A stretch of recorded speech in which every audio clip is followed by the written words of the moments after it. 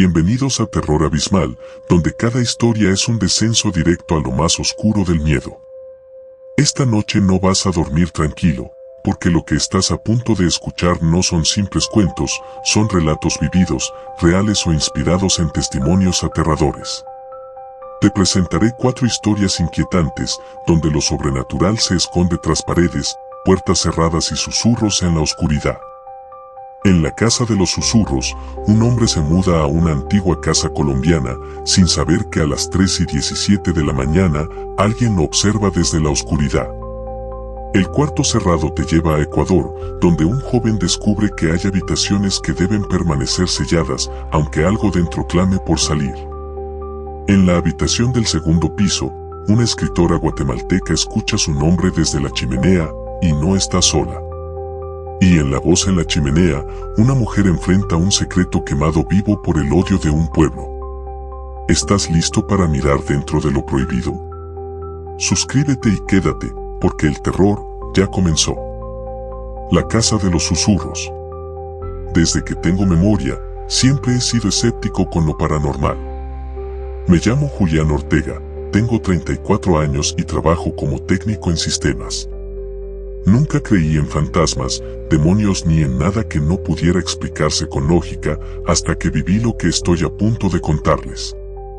Todo empezó cuando me mudé a una casa antigua en las afueras de Tunja, en Colombia. Había conseguido una transferencia laboral y el precio de esa casa era demasiado bueno como para dejarlo pasar. El agente inmobiliario me dijo que pertenecía a una familia que la había dejado abandonada tras una larga disputa de herencia. Lo noté incómodo al darme las llaves, pero no le di importancia.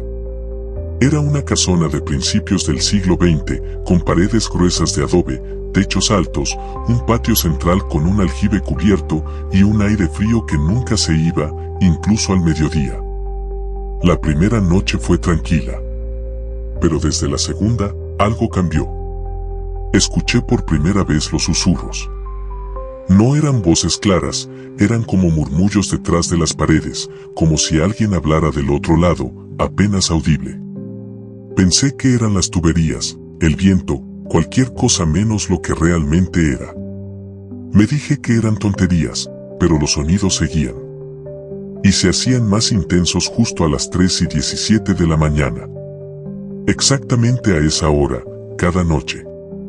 Entonces empecé a ver sombras. Primero, sombras fugaces, como si alguien cruzara por el corredor. Luego, más claras. Una figura alta, delgada, vestida de negro, siempre de espaldas. La vi una vez reflejada en el espejo del baño detrás de mí, pero cuando me volteé, no había nadie. Empecé a dormir con la luz encendida. Me despertaba sudando, temblando, sin recordar lo que había soñado. Perdí el apetito. Mis ojos estaban hundidos, y mi piel comenzó a palidecer. Mis compañeros de trabajo notaron mi cambio. Una compañera llamada Sandra, oriunda de Veracruz, México, me contó sobre una leyenda de su país, sobre el hombre del eco, un espíritu que vive en casas abandonadas y se alimenta de la cordura de los vivos. Lo tomé como una simple historia, hasta que todo comenzó a tener más sentido. Decidí investigar la historia de la casa. Fui al archivo municipal. Encontré que la propiedad había pertenecido a un sacerdote llamado Lucas Perdomo, quien desapareció misteriosamente en 1952. Era conocido por realizar exorcismos no autorizados, incluso rituales de invocación. Se decía que había querido sellar una presencia que residía en la casa. Nadie encontró su cuerpo, solo manchas oscuras en el suelo de la habitación principal y el altar improvisado que él mismo había construido en el sótano. Un sótano del que yo no sabía nada hasta entonces. Volví a la casa con miedo, pero necesitaba respuestas. Busqué por todo el piso hasta encontrar una trampilla oculta bajo una alfombra polvorienta. Bajé con una linterna. El sótano olía a humedad rancia y a algo más, como carne podrida. Las paredes estaban cubiertas con símbolos extraños. Había un círculo dibujado en el suelo con cera negra y dentro de él, cenizas, huesos de animales y algo que parecía un crucifijo quebrado. y entonces lo vi. El hombre del eco estaba parado al fondo. Su rostro era una máscara de carne blanquecina, sin ojos, solo huecos negros profundos. Su boca estaba cosida con alambre oxidado, pero aún así se escuchaban los susurros que venían de él. Eran voces de gente que había vivido allí antes. Voces rotas, atrapadas. Corrí escaleras arriba, tropecé y caí de cara contra el suelo. Me abrí la ceja, sentí la sangre correr por mi mejilla. Las luces de la casa empezaron a parpadear. Las puertas se cerraron solas con un golpe seco. Estaba atrapado. Esa noche la pasé en un rincón, temblando, sin atreverme a cerrar los ojos. Cada minuto sentía su presencia. Caminaba por el pasillo, se detenía frente a la puerta y susurraba. Escuché claramente, no te vayas, tú eres mío ahora. El día siguiente fui directo a buscar a un sacerdote. En Tunja hay un convento franciscano con más de 4 siglos de historia. Allí conocí al padre Andrés, un hombre mayor, serio, que me escuchó sin dudar. Me dijo que no era el primero en hablar del eco maldito. Años atrás, otro joven había habitado esa misma casa y terminó internado en un hospital psiquiátrico. El padre accedió a ir conmigo. Entramos al sótano, donde hicimos una oración de liberación. Pero el suelo tembló. Una fuerza invisible nos empujó contra la pared. El padre Andrés gritó una frase en latín, y por un momento el ambiente se calmó. Entonces, el hombre del eco gritó dentro de nuestras cabezas. Fue un sonido seco, como miles de voces rasgadas al mismo tiempo. El padre me dijo que eso no era un espíritu común. Era un egregor, una entidad creada por la energía acumulada del sufrimiento, del odio y de los rituales oscuros. Me ordenó abandonar la casa, quemarla si era necesario. Esa misma noche, con ayuda de un amigo bombero, rociamos el sótano con gasolina. No tenía permiso para hacerlo, pero ya no me importaba. Cuando el fuego comenzó, escuchamos un chillido que no era humano. Las llamas salieron por la trampilla como si algo escapara. Me alejé corriendo, viendo la casa arder. Nunca volvieron los susurros, ni las sombras. Pero algo quedó en mí. A veces, cuando estoy solo, siento que alguien me observa. Que algo se quedó pegado a mi alma. El padre Andrés me dijo que una parte de esas entidades puede marcarte como si dejaran una huella. Me dio un crucifijo y una oración para repetir si alguna vez volvía a escuchar el eco. Lo que más me aterra es que, hace unas semanas, en una conversación con un cliente de Chile, me contó que una casa abandonada en Valparaíso está siendo evitada por los vecinos. Dicen que se escuchan susurros detrás de las paredes y que a las 3:17 de la madrugada alguien susurra, no te vayas, tú eres mío ahora. Fin. El cuarto cerrado. Mi nombre es Elías Zambrano y esta es la historia más aterradora de mi vida. Todo ocurrió hace 3 años, cuando me mudé a una casa antigua en un pueblo llamado Mindo, en Ecuador. Soy fotógrafo de naturaleza y elegí ese lugar por la cercanía con la selva nublada, pensando que vivir rodeado de aves, niebla y ríos sería el ambiente perfecto para mi trabajo. Lo que no sabía era que también sería el escenario de una pesadilla. La casa era de estilo colonial, con corredores de madera, tejas rojas y un enorme árbol de ceibo justo en el patio trasero. La compré a un precio bajo, lo cual me pareció extraño considerando su buen estado. El antiguo dueño, un hombre mayor con manos temblorosas, me advirtió antes de irse. Nunca intentes abrir el cuarto del fondo. Pensé que exageraba. Me reí por dentro, creyendo que era una superstición local. El cuarto estaba al final de un pasillo estrecho, con una puerta de madera gruesa, sin picaporte, solo una cerradura antigua sellada con una cadena oxidada. Parecía como si alguien hubiera querido encerrar algo, no evitar que alguien entrara. Las primeras semanas fueron tranquilas, salvo por algo que me molestaba. Todas las noches escuchaba golpes suaves, como si alguien raspara la puerta desde adentro.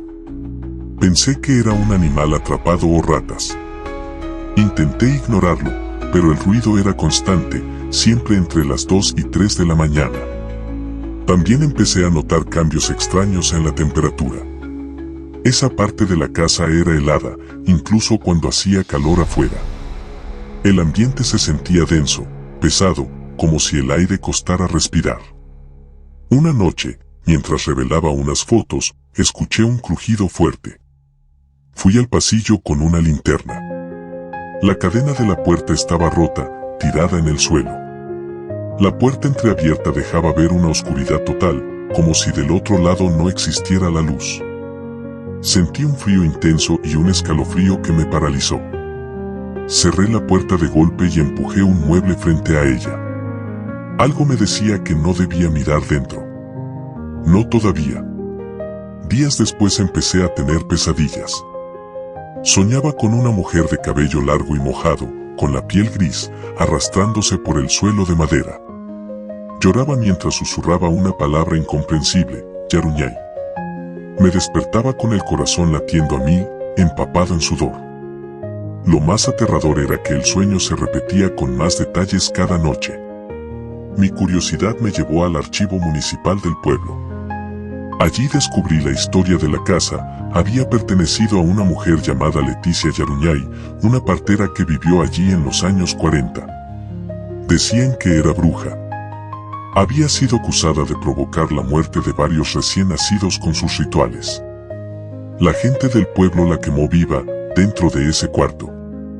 Desde entonces, nadie había vivido más de 6 meses en esa casa. Volví con esa información a casa, y esa noche fue el infierno. A la medianoche, todas las luces comenzaron a parpadear. El aire se tornó helado. El mueble que bloqueaba la puerta fue empujado desde adentro con una fuerza sobrenatural. La puerta se abrió sola, chirriando. Salió de allí un olor rancio, una mezcla de tierra, sangre y moho.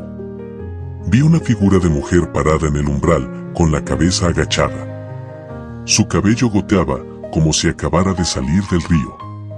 Levantó lentamente el rostro. No tenía ojos, solo cavidades negras que parecían absorber la luz. Grité, corrí hacia la puerta principal, pero no abría.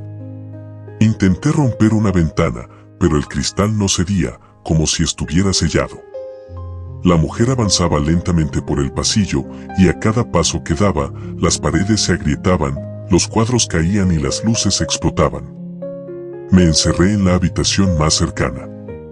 Sentí cómo raspaba la puerta con las uñas, repitiendo en un susurro agudo y húmedo, Yaruñay. Yaruñay. La voz no era solo suya. Era como si otras más hablaran con ella. Voces de niños. Bebés. Al amanecer, todo se detuvo. Salí de la casa, temblando, y me dirigí al centro de espiritualidad que había en el pueblo. Allí conocí a un chamán quichua llamado Ñahui, que me explicó que Leticia no era una bruja, sino una yacuruna, un ser de agua atrapado en forma humana. Cuando fue asesinada injustamente, su espíritu se fusionó con algo oscuro. Me dijo que podía ayudarme, pero que debía enfrentarla en el lugar donde fue sellada. Esa noche, regresamos a la casa. En el cuarto, el chamán hizo un círculo con sal y fuego. Colocó plantas como guanto, ruda y ayahuasca seca en los extremos. Leticia apareció de nuevo, pero esta vez su cuerpo era más deforme, como si hubiera mutado. Tenía garras, su piel resumaba agua oscura, y su boca se abría demasiado, revelando decenas de dientes pequeños y afilados. El chamán cantó en quichua mientras la entidad chillaba. El cuarto temblaba. Yo sujeté una cruz de piedra que me dio y repetí las palabras que me enseñó. Kai pacha rimeikui, chinkeikui. La mujer gritó tan fuerte que me sangraron los oídos, pero en un instante, desapareció. Lo único que quedó fue una mancha negra en el suelo, como quemadura. El cuarto fue sellado nuevamente. Esta vez, con fuego, sal y oración. Vendí la casa al municipio días después. Hoy, funciona como oficina cultural, pero el cuarto permanece cerrado. Desde entonces, sueño con el río. A veces escucho voces en el agua. Pero ya no tengo miedo. Porque sé que Leticia solo quería contar su historia. Y que no fue ella el verdadero monstruo. Fin. La habitación del segundo piso. Me llamo Valeria Muñoz, soy de Medellín y tengo 29 años. Lo que voy a contar no es una historia inventada, ni una de esas leyendas que se pasan de boca en boca. Es algo que viví en carne propia, algo que me cambió para siempre. Todo comenzó cuando me mudé a una casa antigua en el barrio Palermo, en Buenos Aires, Argentina. Era una oportunidad increíble. Me había ido a vivir sola tras conseguir una beca para estudiar cine en la Universidad de Buenos Aires. La casa era amplia, con techos altos, suelos de madera, un jardín trasero lleno de enredaderas y una pequeña fuente seca. Me la rentó una mujer mayor, de voz temblorosa, que solo me hizo una advertencia antes de darme las llaves. No uses la habitación del segundo piso. Está cerrada por una razón. Pensé que era una tontería. Quizá era una habitación en mal estado o llena de cosas viejas. Y como tenía suficiente espacio, no me preocupé. Durante las primeras semanas, todo estuvo bien. El clima de otoño en Buenos Aires era perfecto, el vecindario tranquilo y mi rutina universitaria me mantenía ocupada. Pero, poco a poco, comencé a notar cosas que me hacían sentir incómoda. Primero fueron los ruidos. Pasadas las 12 de la noche, cuando todo estaba en silencio, escuchaba pasos pesados sobre el techo, justo sobre mi habitación. Pero no había nada arriba, excepto la habitación cerrada. Luego, esos pasos comenzaron a recorrer el pasillo del segundo piso. Pensé que era mi imaginación, el crujir de la madera antigua, pero una noche escuché algo caer con fuerza, como si un mueble se hubiera volcado. Subí las escaleras con el corazón latiendo como un tambor. La puerta seguía cerrada con una cadena oxidada. Pero lo extraño era que, al acercarme, el aire estaba frío. Un frío seco, anormal, como si el tiempo se hubiera detenido allí dentro. Me estremecí. Decidí ignorarlo hasta que las cosas empeoraron. Una madrugada me desperté con una sensación de asfixia. Como si algo se sentara sobre mi pecho. Abrí los ojos y vi una figura parada en la esquina de mi cuarto. Alta, delgada, con la cabeza ladeada, completamente oscura. No podía moverme. Solo la observaba mientras sentía que me absorbía la energía. Cuando por fin logré gritar, la figura desapareció. Encendí todas las luces. No dormí el resto de la noche. Desde ese día, empecé a cambiar. Bajé de peso, tenía pesadillas constantes y en mi reflejo vi algo extraño. A veces mis ojos se veían más oscuros, más vacíos. Me volví paranoica. Colocaba velas, crucifijos, incluso una medalla de San Benito que mi abuela me había dado cuando era niña. Busqué a la dueña de la casa, la señora Elvira. No quería hablar mucho, pero finalmente me confesó que, en esa habitación, vivió su hermana, Clara, quien sufría de alucinaciones. Creía que hablaba con una presencia en la casa. Una noche, la encontraron colgada de la lámpara, con los ojos abiertos y una sonrisa horrible en el rostro. Desde entonces, nadie volvió a entrar allí. Me dijo una frase que no olvidaré. Esa habitación no está vacía. Ella sigue allí, esperando. No supe si hablaba de su hermana o de la cosa que la había atormentado. Decidí abrir la puerta. Quería respuestas. Una noche, subí con una linterna, unas tijeras y agua bendita. Rompí la cadena y abrí lentamente la puerta. Un olor rancio salió de inmediato. El cuarto estaba tal cual como lo había dejado Clara. Una cama con sábanas polvorientas, un tocador con un espejo roto y, lo más inquietante, una pared llena de dibujos. Todos iguales. Una figura femenina sin rostro, con brazos largos, pintada una y otra vez, con carbón, con sangre seca, incluso con lo que parecía ser uñas clavadas en la pared. En el suelo encontré un cuaderno. Clara había escrito frases repetidas como: ella se sienta en mi cama. Ella me canta de noche. Ella quiere vivir en mí. Entonces, el espejo del tocador crujió, como si algo se moviese detrás del cristal. Me acerqué con la linterna y vi mi reflejo sonriendo. Pero yo no sonreía. Di un paso atrás y el reflejo comenzó a reír en silencio, mientras sus ojos se volvían completamente negros. Grité y salí corriendo, pero la puerta se cerró de golpe. Quedé atrapada. Las luces parpadeaban. Sentí que algo caminaba a mi alrededor, pero no lo veía. Solo escuchaba un susurro rasposo en mi oído. Valeria, abre tu mente, déjame entrar. Tomé el agua bendita y la rocié por todas partes. Comencé a rezar. El aire se volvió más denso. La figura apareció otra vez, flotando. No tocaba el suelo. No tenía rostro. Solo un agujero donde debía estar la boca, y de allí salía un zumbido grave que me hacía temblar los huesos. Dije en voz alta: no tienes poder sobre mí. Esta no es tu casa. Entonces el espejo explotó. Un grito agudo retumbó por toda la habitación. Sentí como si el suelo se abriera, y la figura fue absorbida hacia abajo, arrastrando consigo una sombra que salía de mí. Me desmayé. Me desperté al amanecer, en el suelo, con la habitación completamente vacía. No había cama, ni espejo, ni dibujos. Nada. Solo polvo y silencio. Llamé a un sacerdote. Bendijo la casa entera y sellamos esa habitación para siempre. Pegué en la puerta una cruz grande de madera y no volví a subir. Desde entonces no he vuelto a tener pesadillas, pero algo en mí cambió. A veces, al mirar mi reflejo en un espejo, tengo miedo de volver a ver esa sonrisa que no es mía. Fin. La voz en la chimenea. Me llamo Camila Reyes, soy de Ciudad de Guatemala y tengo 32 años. Nunca pensé que un cambio de vida me llevaría tan cerca del miedo más puro.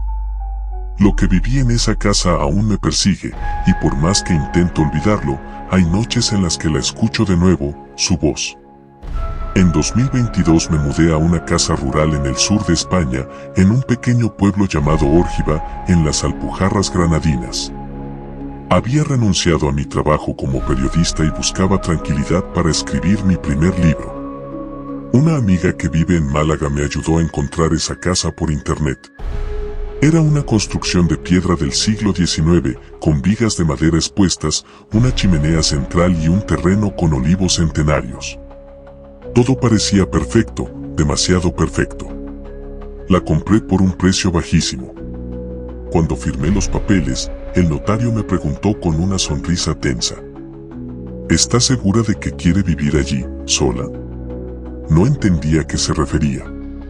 Solo más tarde comprendí el verdadero significado de esa pregunta. La primera semana fue normal.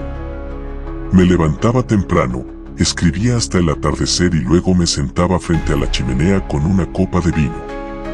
Pero una noche, mientras el fuego crepitaba, escuché algo extraño, una voz tenue, como un susurro ahogado, que venía desde dentro de la chimenea, entre las brasas. Me puse de pie de inmediato. Pensé que era el viento colándose por el conducto, pero esa noche no soplaba. Lo dejé pasar. Pero al día siguiente volvió a pasar. Y la siguiente también. Cada vez más clara. La voz era de una mujer. Decía mi nombre. Camila, con una voz suave, antigua, llena de dolor. Al cuarto día comencé a tener pesadillas recurrentes. Soñaba con una mujer vestida de blanco, su rostro cubierto por un velo oscuro. Se arrastraba por el suelo de piedra, dejando un rastro de ceniza tras de sí. Se metía en la chimenea y me observaba desde las brasas. Una noche me desperté sobresaltada. La casa estaba fría, incluso con el fuego encendido.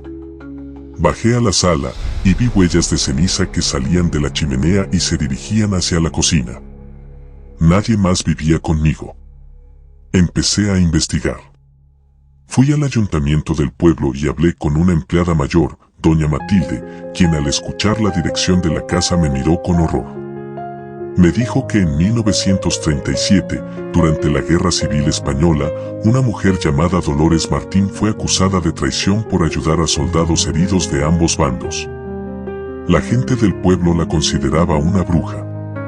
Una noche, irrumpieron en su casa, la arrastraron hasta la chimenea y la quemaron viva. Su cuerpo jamás fue enterrado. Se dice que su alma quedó atrapada allí. Regresé a casa con el corazón encogido. Ya no podía negar lo que pasaba. Empecé a sentir que no estaba sola. Las cosas se movían de lugar. Libros tirados, espejos empañados con palabras como escucha, perdóname y no me ignores. Una madrugada, mientras escribía en mi escritorio, sentí que alguien me observaba. Miré hacia la chimenea y allí estaba ella. Dolores.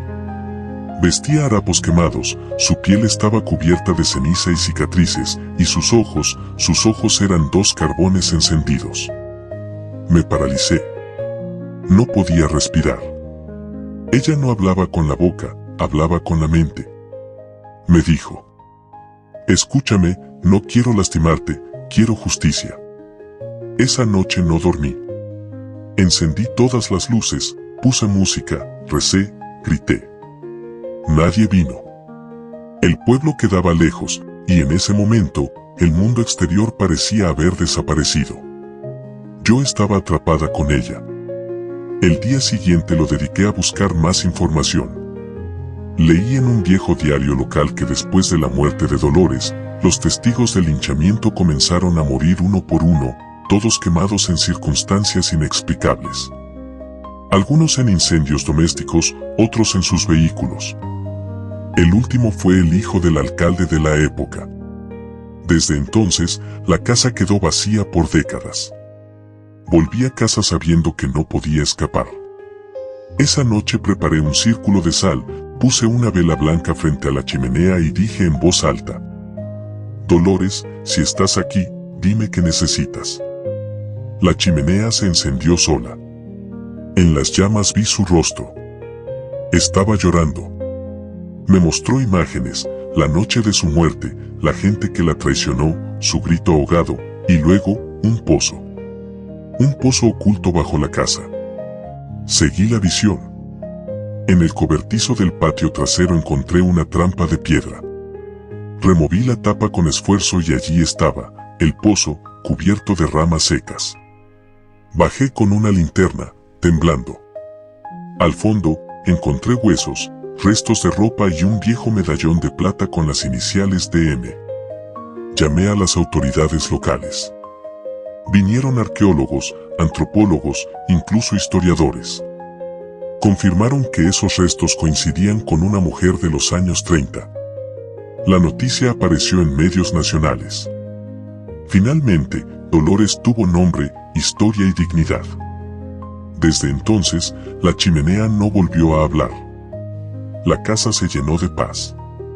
Empecé a dormir bien, a comer, a reír. Pero lo más extraño es que mi escritura cambió. Las palabras fluían como si alguien me susurrara historias al oído, tal vez ella. Ahora la chimenea solo guarda fuego. Pero a veces, cuando me siento sola, me acerco, enciendo una vela, y le digo: gracias por confiar en mí. Y aunque ya no me responde, juro que el fuego baila más fuerte, como si me devolviera la sonrisa. Fin. Si alguna de estas historias te hizo mirar por encima del hombro o dudar de los ruidos en tu casa, entonces ya formas parte del abismo. En Terror Abismal, cada relato deja una huella, y aún hay muchos más esperando ser contados. Dale like si sentiste el miedo respirar cerca, suscríbete para no perderte lo que viene, y activa la campana, porque nunca sabes cuál será la próxima historia que te hará desear no haber dado play. Nos vemos en la oscuridad.